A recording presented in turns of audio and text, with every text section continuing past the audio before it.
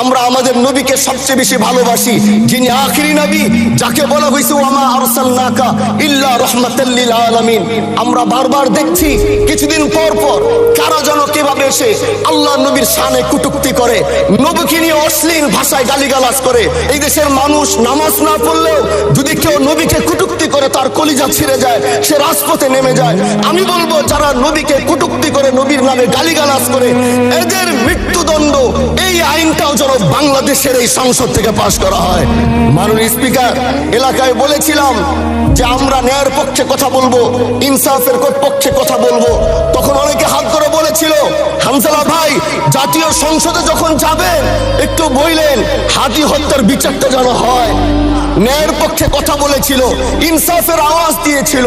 আমাদের মতোই যুবক মাননীয় স্পিকার, তিনি এই যে স্বপ্ন বলেছিল এক সুন্দর বাংলাদেশ করবার, রাস্তার ভিতরে সেই স্বপ্ন থামিয়ে দেওয়া হয়েছে। এই বিচার যদি না হয় তাহলে আমাদের মতো হামজালাদের নিরাপত্তাও রাস্তায় কেউ দিতে পারবে না মাননীয় স্পিকার। এই জন্য আপনার মাধ্যমে আমি বলতে চাই, হাদি হত্যার বিচার যেন সুনিশ্চিত করা হয়।